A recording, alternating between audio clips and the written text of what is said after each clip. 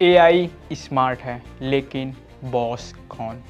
सोचो, आप किसी नए शहर में हो, गूगल मैप्स बोलता है लेफ्ट ले लो, ट्रैफिक है शॉर्टकट मिल गया, लेकिन स्टीयरिंग व्हील किसके हाथ में है? आपके। बस यही एआई की कहानी है। एआई सजेशन देगा, डेटा भी देगा, रिस्क एनालिसिस भी करेगा, पर फाइनल कॉल ह्यूमन का ही होगा। लेकिन कंट्रोल भी चाहिए। एआई को खुला आसमान दो, लेकिन दिशा इंसान तय करे। क्योंकि असली सवाल ये नहीं है कि एआई कितना पावरफुल है, सवाल ये है एआई काम किसके लिए करेगा।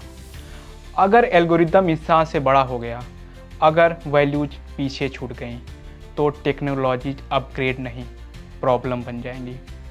एआई को एआई सेंट्रिक नहीं, ह्यूमन सेंट्रिक बनाना है। मोरल एंड इथिक्स की बात करें तो टेक कूल है, लेकिन इंसानियत उससे भी ज़्यादा कूल है।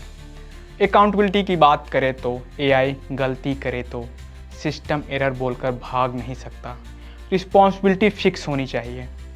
नेशनल एंड सॉवरेनिटी की बात करें तो डेटा नया ऑयल है और तेल किसी और के टैंक में नहीं जाना चाहिए। या एक्सेसिबल एंड इंक्लूसिव होना चाहिए। एआई सिर्फ सिलिकॉन वैली का खिलौना नहीं, गांव, किसान, स्टूडेंट, स्टार्टअप सबका हक है AI. AI valid and verified भी हो। Deepfake, fake news, AI scams का गेम ओवर होना चाहिए। फ्यूचर कैसा होगा बॉस? तो simple, human plus digital intelligence equal to next level civilization. AI repetitive काम करेगा, ह्यूमन क्रिएटिव काम करेगा। एआई कैलकुलेट करेगा, ह्यूमन इमेजिन करेगा। एआई स्पीड देगा, ह्यूमन डायरेक्शन देगा। पहले टेक्नोलॉजीज आती थी, इम्पैक्ट दिखने में सालों लग जाते थे। जब पहली बार वायरलेस सिग्नल गया था, किसी ने नहीं सोचा था कि एक दिन पूरी दुनिया लाइव जुड़ जाएगी।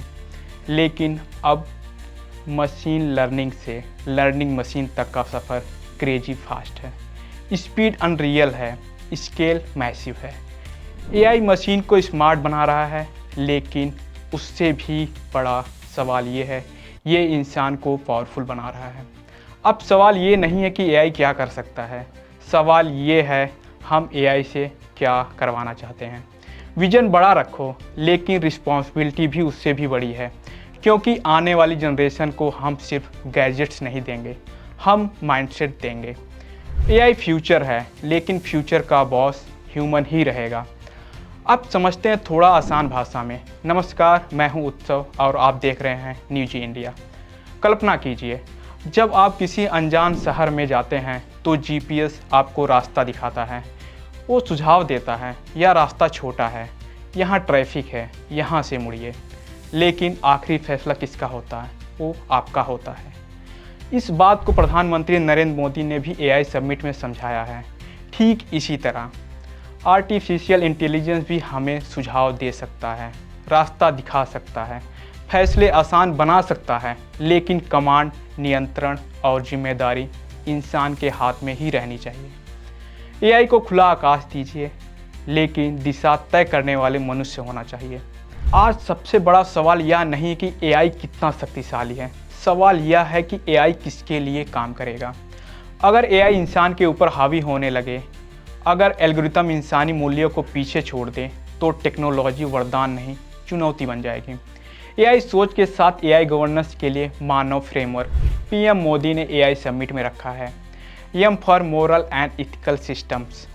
एआई का विकास नैतिक मूल्यों पर आधारित हो, टेक्नोलॉजी इंसानियत से बड़ी ना हो जाए। दूसरा, A for accountable governance. AI system जवाबदेह हो, अगर गलती हो तो जिम्मेदारी तय हो। तीसरा, N for national sovereignty. Data और डिजिटल सिस्टम पर देश की समृद्धता कायम रहे। एआई किसी दूसरे देश की नीतियों का औजार ना बन जाए।